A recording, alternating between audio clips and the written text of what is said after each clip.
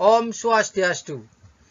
Yang terhormat, Ibu Ido Ayu Agung Idawati SEMM MBA, selaku dosen pengampu mata kuliah Manajemen Pemasaran Internasional, dan rekan-rekan kelas E5 yang saya hormati pula. Selamat malam. Kami dari kelompok 2 pada hari ini akan melakukan presentasi dengan materi lingkungan sosial budaya. Dan sebelum presentasi dimulai, saya akan memperkenalkan anggota kelompok 2 yang pertama. Saya sendiri, I Ketut Suaryo, NPM nomor 18321220048. Nama saya Putu Serli Aryani, NPM 1832122003.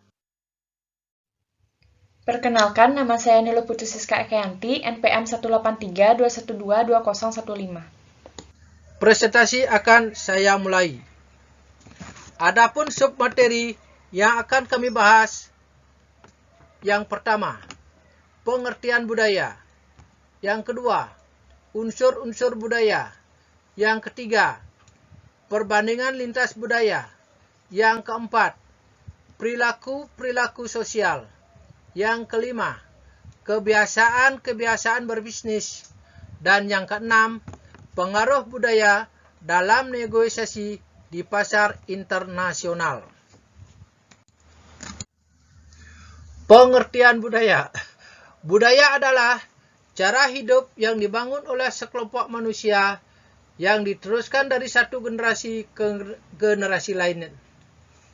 Dalam kurung, way of living built up by a group of human beings which are transmitted from one generation to another. Adapun unsur-unsur budaya menurut Kota B dan Helson yaitu: yang pertama, kehidupan material. Yang kedua, bahasa. Yang ketiga, interaksi sosial. Yang keempat, estetika. Yang kelima, agama. Yang keenam, pendidikan.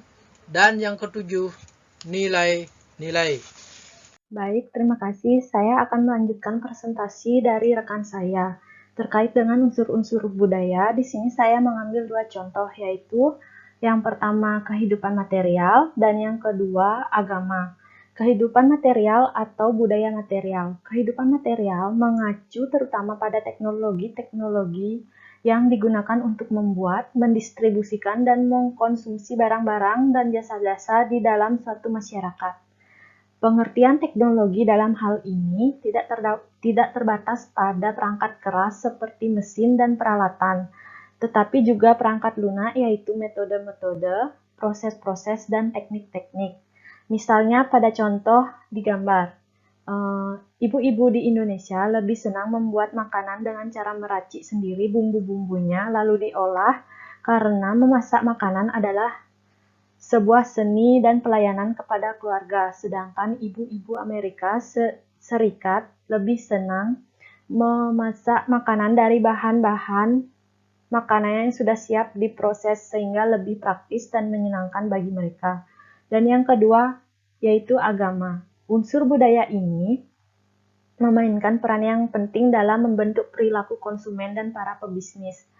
Pengaruh agama tersebut antara lain mempengaruhi motif-motif pembelian atau buying motif, adat-adat kebiasaan, norma-norma, serta kebiasaan-kebiasaan yang berlaku dalam sebuah masyarakat. Tabu-tabu agama seringkali memaksa perusahaan-perusahaan untuk menyesuaikan program bauran pemasaran mereka.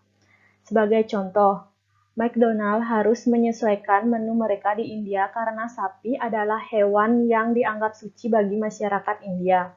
Contoh lainnya adalah adanya suatu hukum agama Yahudi yang melarang memakan daging bersama-sama dengan produk-produk hasil susu, sehingga PepsiCo Foods internasional harus menyesuaikan produk Doritos Corn Chips mereka untuk pasar di Israel, yaitu tanpa keju, sehingga tidak dilihat sebagai sebuah produk hasil susu.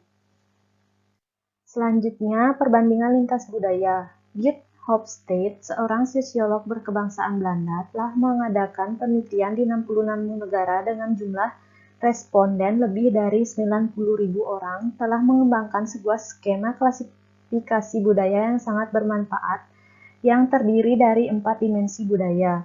Keempat dimensi budaya tersebut adalah jarak kekuasaan atau power distance, penghindaran ketidakpastian atau uncertainty avoidance, individualisme atau individualism, maskulinitas atau masculinity. Dalam tindak lanjut penelitiannya di Asia, Hofstede dan Bond mengajukan dimensi budaya kelima, yaitu long-termism atau paham berjangka panjang. Baik, selanjutnya bisa dilihat pada tabel untuk mengetahui nilai-nilai dan skor masing-masing budaya di setiap negara. Yang pertama ada PDI atau Power Distance Index. Suatu masyarakat yang PDI-nya tinggi berarti masyarakat tersebut dapat menerima ketidakseimbangan sosial yang relatif tinggi. Semakin tinggi nilai PDI suatu bangsa, maka semakin besar toleransi bangsa tersebut terhadap ketidakseimbangan sosial dan sebaliknya. Ciri-ciri bangsa dengan PDI tinggi adalah sebagai berikut. Yang pertama, toleransi yang relatif tinggi terhadap ketidakseimbangan sosial dan penghasilan. Yang kedua, simbol status sangat berperan. Yang ketiga, bos yang ideal adalah seorang diktator yang mempunyai keinginan untuk berbuat baik atau seorang pemimpin yang kebapakan. Sedangkan bangsa dengan PDI rendah bercirikan: 1. Masyarakat cenderung memandang semua orang setara. 2. Orang yang berkuasa berusaha untuk tampil sederhana. 3. Status simbol berkurang. Dan terakhir, orang bos ideal adalah seorang demokrat yang penuh dengan sumber daya. Untuk skor masing-masing bisa dilihat pada tabel untuk mengetahui negara mana yang memiliki nilai PDI yang tertinggi atau yang terendah. Dan yang selanjutnya, penghindaran ketidakpastian atau uncertainty avoidance. Dimensi budaya ini mengacu pada sejauh mana suatu bangsa memiliki kecenderungan untuk menghindari ketidakpastian, sehingga memerlukan mekanisme-mekanisme untuk menguranginya. Indikatornya adalah Uncertainty Avoidance Index. Bangsa-bangsa dengan UAI tinggi berarti bangsa tersebut memiliki kecenderungan untuk menghindari ketidakpastian dan memerlukan aturan-aturan serta formalitas kaku, menghargai sesuatu yang alami dan segar atau freshness. Sedangkan bangsa-bangsa dengan UAI rendah seperti bangsa-bangsa tersebut berani menghadapi ketidakpastian, cenderung easygoing, inovatif, dan berjiwa entrepreneur. Saya akan melanjutkan presentasi dari teman saya. Selanjutnya ada individualisme. Dimensi budaya ini menggambarkan kecenderungan suatu bangsa bersifat individualis ataukah kolektivis atau kekeluargaan. Indikatornya adalah Individualisme Index atau IDV. Fokus bangsa-bangsa dengan IDV tinggi adalah kepada kepentingan-kepentingan pribadi serta keluarga terdekat mereka dan kebutuhan yang rendah untuk setia kepada sebuah kelompok. Anak-anak dari bangsa-bangsa dengan budaya seperti ini sejak awal menyadari bahwa suatu hari nanti mereka harus berdiri di atas kaki sendiri. Sedangkan pada bangsa-bangsa dengan IDV rendah berarti bangsa-bangsa tersebut bersifat kekeluargaan, berpusat pada kepentingan kelompok, setia kepada kelompok, serta mengharapkan perlindungan dari kelompoknya. Selanjutnya ada maskulinitas. Adalah dimensi budaya keempat yang menggambarkan kecenderungan suatu bangsa apakah ke arah sifat-sifat maskulin atau kejantanan yang seperti bersifat tegas atau assertiveness, status, keberhasilan, dorongan untuk bersaing dalam masyarakat, dan pencapaian atau achievement, ataukah lebih bersifat feminim atau kewanitaan, seperti solidaritas, kualitas kehidupan, dan melestarikan lingkungan. Indikatornya adalah Masculinity Index atau MAI. Menurut pendapat penulis, bangsa-bangsa dengan MAI tinggi memiliki etos kerja yang tinggi. Seperti misalnya bangsa Jepang 95, Austria 79, dan Italia 70. Bangsa-bangsa dengan MAI rendah contohnya yaitu Swedia 5, Belanda 14, dan Chile 28. Yang terakhir adalah long termist, adalah dimensi budaya kelima yang dikemukakan oleh Hofstede bersama Bond sebagai hasil tindak lanjut penelitiannya di Asia. Dimensi budaya ini mengacu pada pembedaan antara masyarakat-masyarakat berorientasi jangka panjang, yaitu yang pragmatis dengan yang berfokus ke jangka pendek. Bangsa-bangsa yang berorientasi long termist cenderung memiliki nilai-nilai atau value di seputar masa depan seperti ketekunan dan hemat. Contoh bangsa-bangsa dengan nilai long termist tinggi adalah Cina 116, Hong Kong 96, Jepang 80, dan Korea Selatan 75. Sedangkan bangsa-bangsa yang berfokus pada jangka pendek menaruh perhatian pada nilai-nilai yang menggambarkan masa kini dan masa lampau seperti misalnya Filipina 19, Kanada 23, Inggris 25, dan Amerika Serikat 29. Perilaku-perilaku sosial. Kignan menggambarkan contoh-contoh perilaku sosial yang berbeda antara berbagai bangsa yang memiliki arti yang berbeda-beda. Di Indonesia dan beberapa negara, kentut dan sendawa setelah makan merupakan perilaku yang tidak sopan, namun berbeda dengan di India. Di bumi Bollywood ini justru sangat dianjurkan sendawa dan kentut sesudah menyantap hidangan yang disediakan tuan rumah. Hal ini bertujuan untuk menghormati usaha tuan rumah yang telah memasak makanan bagi tamunya. Jadi, kita harus memahami perilaku-perilaku sosial yang berlaku umum di negara di mana kita berada, agar kita tidak menemui masalah dalam berhubungan dengan masyarakat atau bangsa di negara tersebut. Saya akan melanjutkan presentasi dari rekan saya mengenai budaya dalam kebiasaan-kebiasaan berbisnis. Yang pertama, budaya imperatif. Kebiasaan-kebiasaan dan harapan-harapan bisnis yang harus dipenuhi dan disesuaikan dengan atau dihindari jika menghendaki agar hubungan berhasil. Contohnya, budaya imperatif yaitu di Jepang, kontak mata yang lama dianggap sebagai sebuah serangan dan oleh karenanya harus dihindari. Namun, bagi para eksekutif di Arab dan Amerika Latin adalah penting untuk melakukan kontak mata yang kuat atau Anda akan menghadapi risiko untuk dinilai sebagai seseorang yang mengelak atau tidak dapat dipercaya. Yang kedua, budaya adipura berkaitan dengan area perilaku atau kebiasaan di mana budaya-budaya orang asing diharapkan untuk menyesuaikan atau berpartisipasi dalam budaya penduduk setempat, namun tidak harus dilakukan.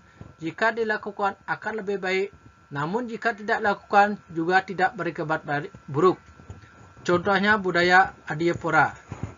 Pada beberapa budaya, seseorang dapat menerima atau menolak secara sopan dan bijaksana sebuah tawaran untuk sebuah minuman, sedang pada budaya-budaya lain, penawaran minuman tersebut merupakan sebuah ritual yang tidak boleh ditolak dan merupakan sebuah penghinaan jika ditolak. Yang ketiga, budaya eksklusif. Kebiasaan-kebiasaan atau pola-pola perilaku yang khusus untuk penduduk setempat dan terlarang bagi orang asing. Contoh budaya eksklusif. Seorang Kristen berperilaku seperti seorang Muslim akan terlihat aneh bagi orang Muslim tersebut. Demikian presentasi dari saya dan akan dilanjutkan oleh teman saya. Terima kasih. Selanjutnya, perbedaan budaya dalam negosiasi bisnis internasional.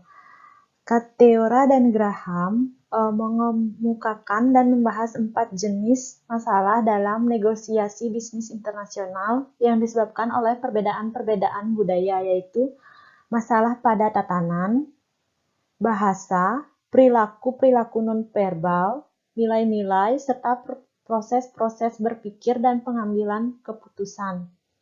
Di sini saya mengambil satu contoh, yaitu perbedaan dalam proses berpikir dan pengambilan keputusan. Ketika menghadapi sebuah tugas negosiasi yang rumit, kebanyakan bangsa Barat membagi tugas besar ke dalam serangkaian tugas-tugas kecil. Isu-isu mengenai harga-harga, pengiriman, jaminan, dan kontrak-kontrak pelayanan mungkin diselesaikan satu demi satu, sehingga persetujuan akhir merupakan penjumlahan dari serangkaian persetujuan yang lebih kecil. Berbeda dengan orang Barat, orang Asia lebih sering mengambil seluruh isu-isu yang dibicarakan sekaligus tanpa ada urutan-urutan atau konsesi-konsesi dibuat atas semua isu secara keseluruhan pada akhir diskusi. Jadi, orang Barat menggunakan pendekatan urutan sequential approach, sedangkan orang Timur menggunakan pendekatan holistik atau menyeluruh. Perbedaan pendekatan ini menyebabkan para manajer Amerika Serikat sulit mengukur perkembangan negosiasi yang dilakukannya dengan mitra Jepangnya. Demikianlah presentasi dari kelompok 2, dan apabila ada salah kata dalam penyajian presentasi, kami atas nama kelompok 2 mohon maaf yang sebesar-besarnya, dan sebagai akhir kata kami ucapkan terima kasih. Om Santi Santi Santi Om.